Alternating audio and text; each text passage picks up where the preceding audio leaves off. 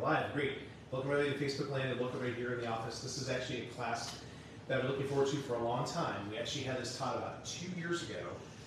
And it was just for me a great class to be at because I was at a point where I was making some changes in my own exercise life routine anyway.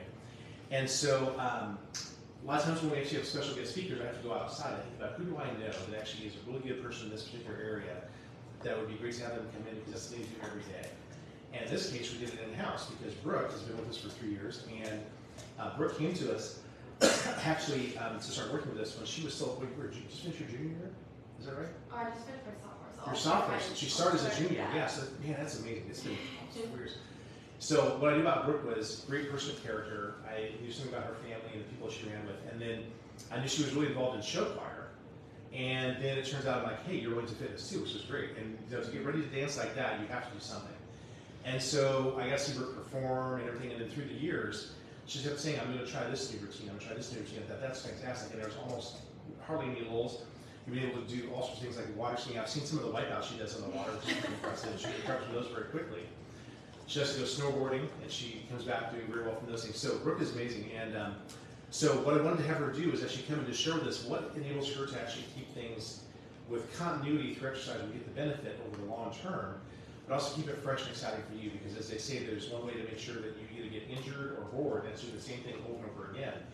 So those people who I've seen who actually do the best with exercise programs through the years have typically found ways to modify, or they have kind of a cycle on how they do things through the year. Sometimes even based upon what you can do outside versus what you can't do outside too. So Brooke's going to share with us those things, and I hope you guys will just benefit a lot. Save your questions for the very end. We should get a chance to do that as well too, and then I'll just turn it over to Brooke. Let's give her a nice round of applause. That's good. Yay. You go, Brooke. No, it's all good, Brooke. If you do there, they should only hear you just fine. Okay? Perfect. All right. So, go ahead.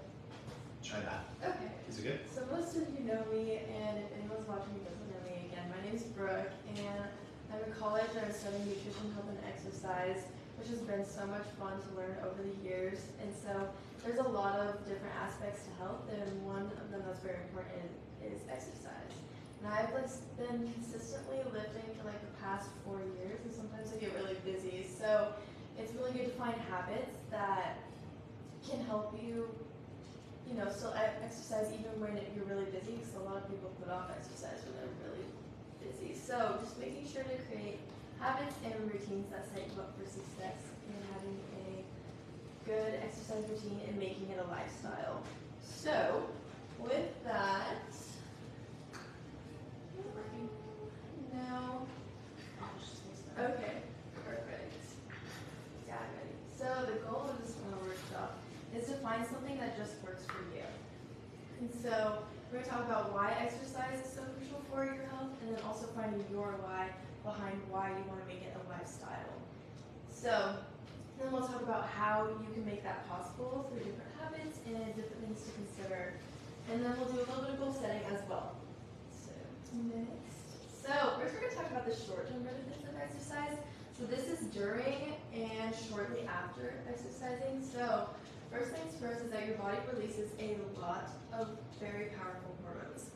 And so the first three there, dopamine, serotonin, and endorphins, we're going to talk about all of those listed up there in the next slide. But those first three are 3 of the 4 happy hormones that your body releases. The fourth one is actually oxytocin, but that's your love and bonding hormone. So I didn't throw that up there, but technically you can get all 4 of them if you're making connections with people at the gym or working out with someone that you really care about. Like maybe you go for a walk with someone. You're releasing all 4 of those happy hormones. And so, and then you also release norepinephrine, and then there's many others, but those are the most important ones and make a big impact on how you feel in your mood. So, all these hormones, as I said, raise your mood and also boost your confidence. Like exercising and taking care of yourself gives you a sense of,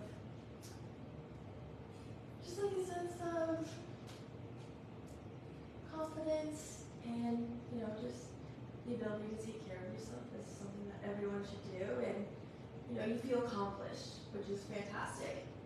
It's also very stress relieving, so it's a great way to take care of any negative emotions that you might be feeling.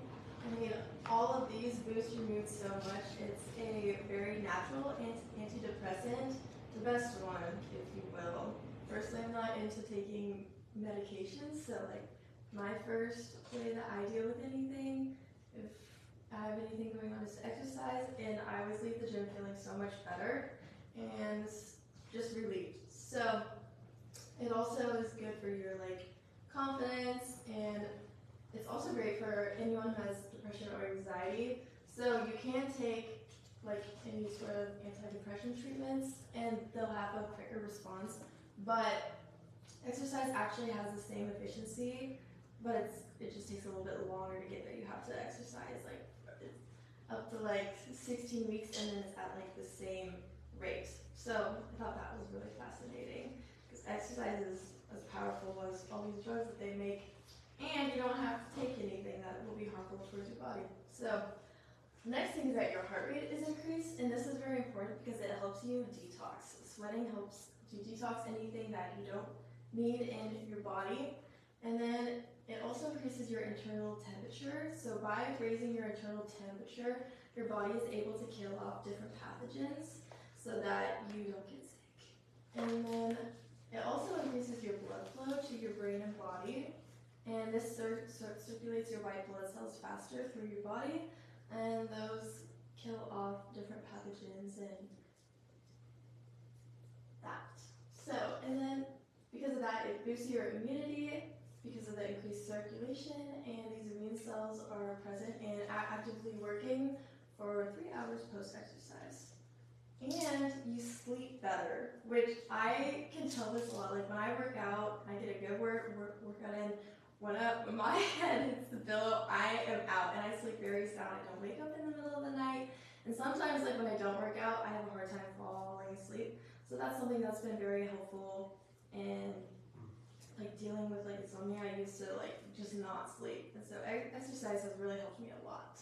And next one, we're going to talk about these hormones just a little bit more. So dopamine, so this is a mood and motivation booster. This one, like you feel accomplished, and your day's just a little bit brighter because you're like, wow, I got this done, and I did this for myself. I'm healthier now, and I use my body, and you just feel very rewarded. It's in the reward circuit of your brain. So cool thing about dopamine next is serotonin. It's a neurotransmitter, and it helps you deal with any stress or any pain. So again, like all of these hormones packed together helps you a lot. Again, very powerful antidepressant. And it promotes the feeling of well-being. And then next is your endorphin. So this is a hormone and a neurotransmitter, and it plays a key role in mood, behavior, sleep, memory, and digestion, which I thought was very interesting. But again, sleep, you'll notice how these two really affect your sleep, and then mood and behavior, again, it just makes your day a little bit brighter, and it also is great for your memory, which we'll talk about soon. And then norepinephrine, so this is a hormone and neurotransmitter that is actually made from dopamine, and its key role in your fight-or-flight response. So, you know, if you're ever in a situation where you're like, oh, do I run, or do I like stay and fight, that's actually norepinephrine. So, and then this one just kind of keeps you awake and focused. It keeps you motivated. So I definitely can tell, like, after I work out, I'm like, wow, I'm ready to like take on the day. I feel so productive and ready to do things, and I'm like awake. So like for people who, you know, struggle with waking up in the morning, maybe you just need to go for a little jog in the morning, and then you're wide awake, ready to go. So we'll do next slide. So long-term benefits. So the best part about exercise is that it helps you age well. It has anti-aging effects, and it just helps you live longer. Exercising and being physically fit reduces all-cause mortality by 44%, which is quite a high number. So it's definitely something to consider, because I definitely want to age well, which is why I exercise all the time. But like one thing that it's really great at is like reducing falls, because you know you're more coordinated, you're more aware of your body. You'll also have a faster reaction time. You're more mobile, flexible, and you have more strength, so you're able to catch yourself. just avoiding falls in general. So, it also improves your brain function. So it increases neurogenesis, which is the formation of new neurons, which I thought was absolutely fascinating. So you don't lose any of your as you age, you're going to maybe lose a little bit of your cognitive abilities, but this will help you combat that so that you stay sharp and you have good memory. And it also just helps, so neurogenesis, it also helps absorbing information and human hormones. So, and then it also boosts immunity. So right now in America, a lot of people suffer from different chronic diseases, and one of the best ways to combat that is exercise. And so I think it's every 3 and 4 American adults in older age have a chronic disease, and so it'd be great to avoid those. So having exercise in your life will help you with that. And then so yeah, it boosts your immunity and it keeps away inflammation, which is very important to avoid developing those diseases. Next one. So increase strength and endurance. It just makes everything in your daily lives just a little bit easier, like going up the stairs or watering flowers, or as you age, picking up your grandchildren, So you're just, everything in your life is just less taxing, and so it's just very important. And also having muscle mass, especially when you're older, it helps you avoid sarcopenia, but also osteoporosis, because exercising actually helps with your bone density and keeping that. So very important information. And mobility and flexibility. So we really use our mobility in our everyday lives. So driving, say you're driving, look over your shoulder to check your blind spots. Is something very important. So you want to stay as mobile and flexible as you can so that you can age well and avoid any problems. You can probably stay in your house longer and stay away from nursing homes if that's something that is important to you. You're able to Definitely do what you want. Yeah. So some people are definitely interested in that. So, and then next one. So why? Why do you want to do this? So for me personally, I think every day is God-given, and I'm very thankful for it. And I'm also very thankful to have a very able body, and that's just something that I never want to take for granted. I think our bodies are made very intricately and designed so well, and I'm very fascinated at the body's ability to adapt.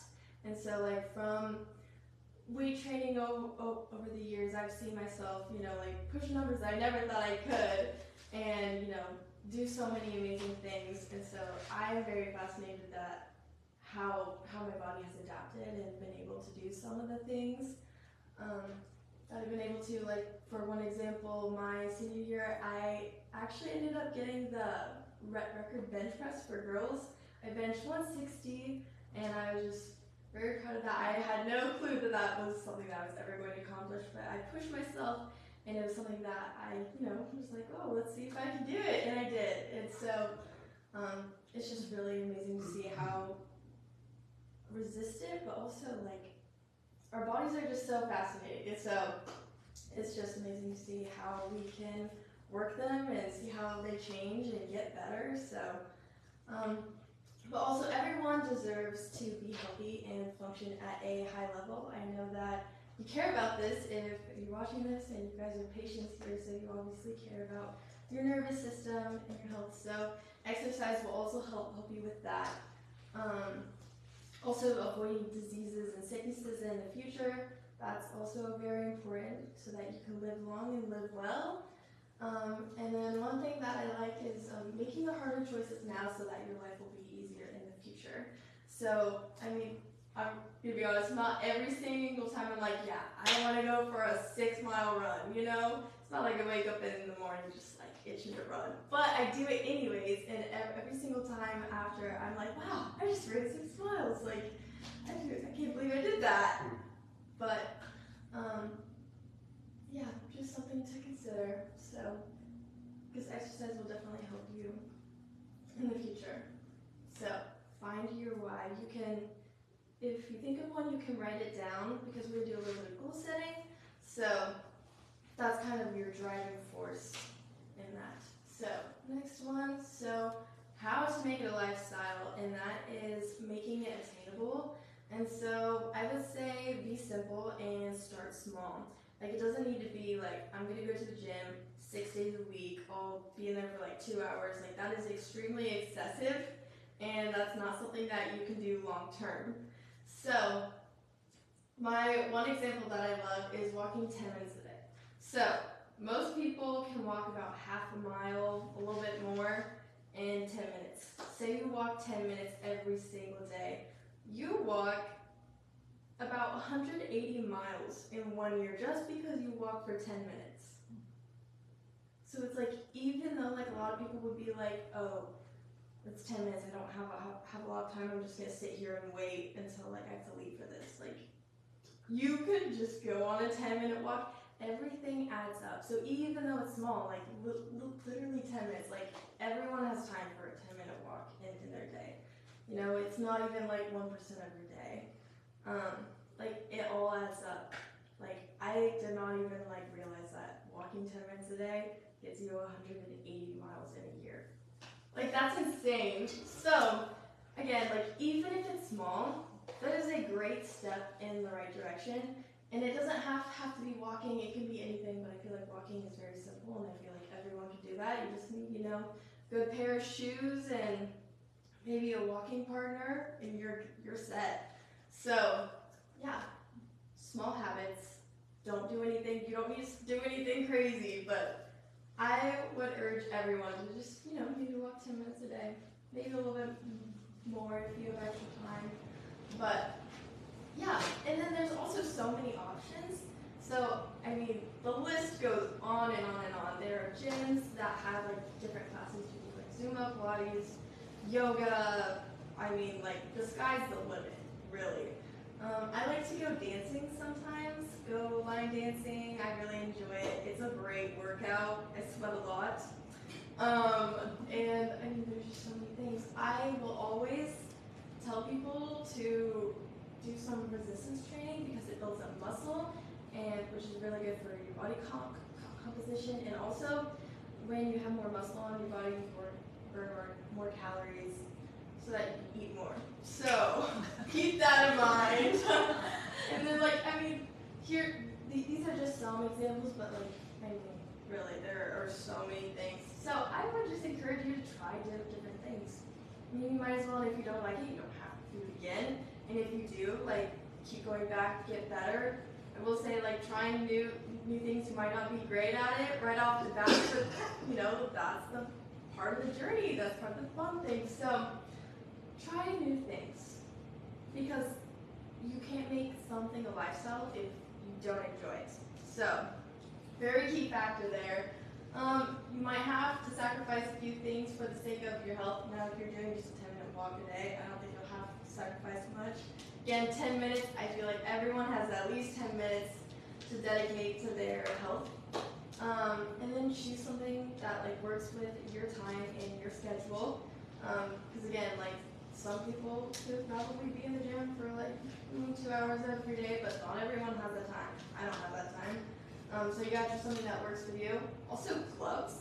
Like, if you're interested in running, I know Fleet Feet, they have like group runs, and they have like a little schedule in their little building. It's like over by 70th and like Pioneers.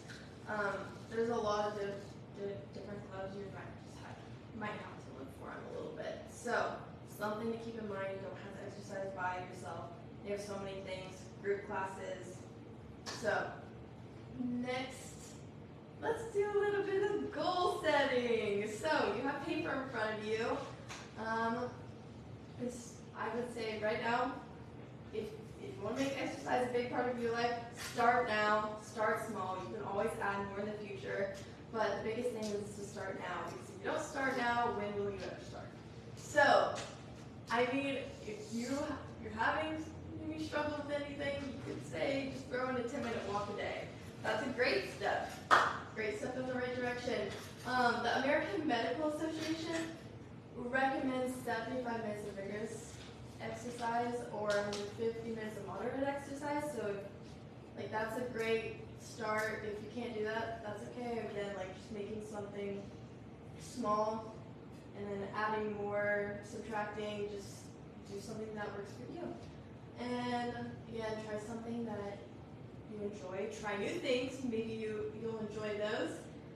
I personally like to plan out my week because then I don't have to question anything. I'm like, oh, Thursday comes around, I'm gonna do full upper body. I don't have to think about it. I don't have to be like, oh, should I like go for a walk? Should I go for a run?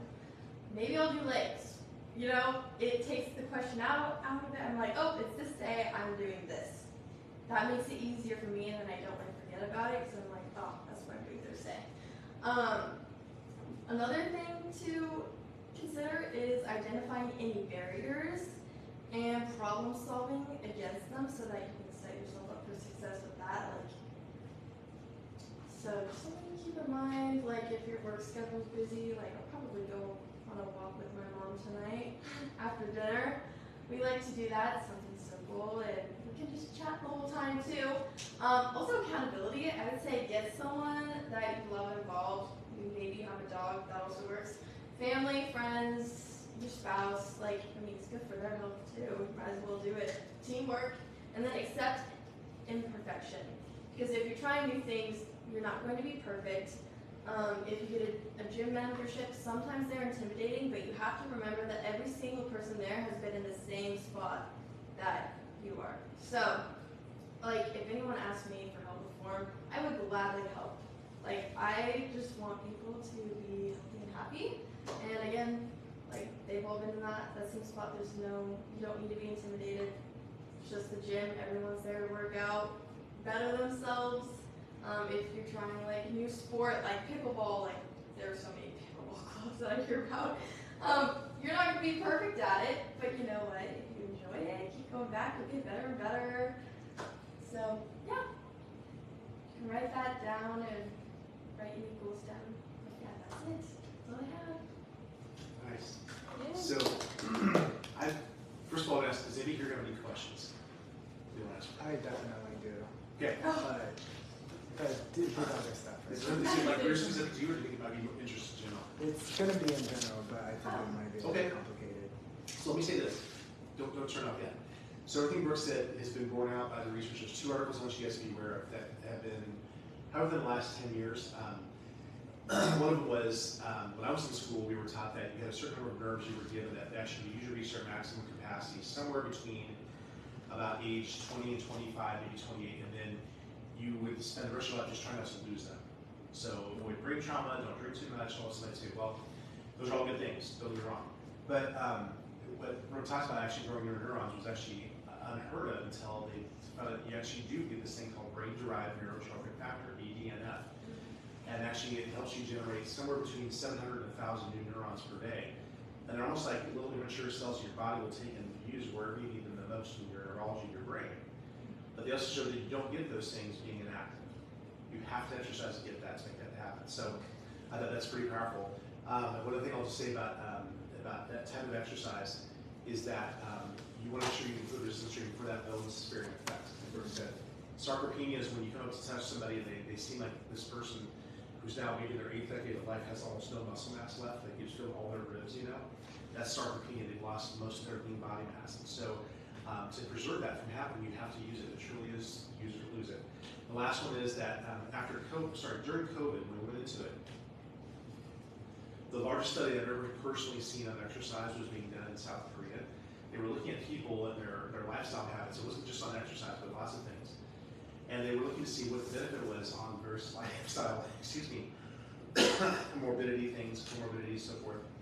And when the COVID hit, they said, "Do you want to stop the study?" They said, "No, let's keep doing it because we want to see what people went into that crisis having done, that pandemic."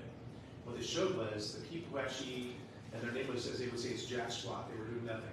Okay, they had the worst outcomes as far as COVID. They had the most sickness, the most admissions to hospitals, the most being put on ventilators, and the most death.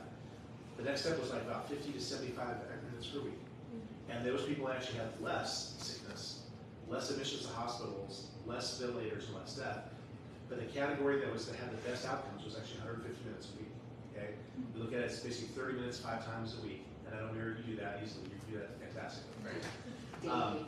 So those people had the absolute lowest rates of infection, the lowest hospitalizations, the lowest ventilation, the lowest rates of death. And so it's like, there it is. And what they said was that doing exercise, especially if you get out and do things in the outside environment or go to a gym where you're being exposed to all those new things, it promotes something called better immunosurveillance, meaning your body is more able to recognize what's a threat and what's not and react to it accordingly, which actually helps you also deal with things that would be like excessive reactions, like allergies, I would say.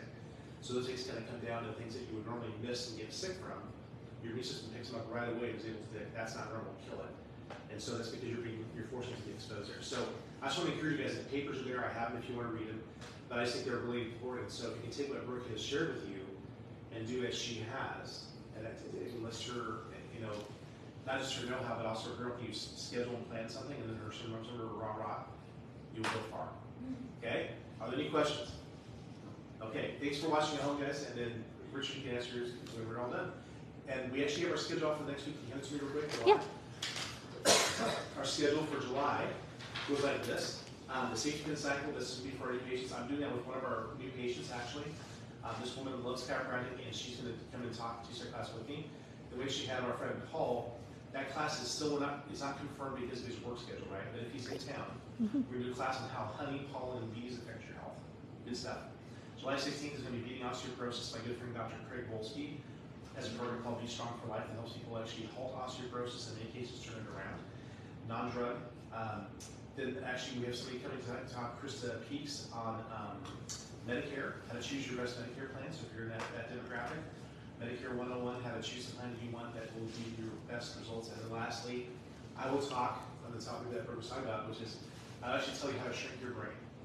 So I took it, you just want to make your brain smaller. Walk in that class. That's exactly right, Richard. I wrote that class away. So I teach you all the things that will make your brain go away really fast. And then when you learn what does that, you can choose if you want to do the opposite thing and save it. Okay? All right? So there it is. That's it. Thanks, guys. All right.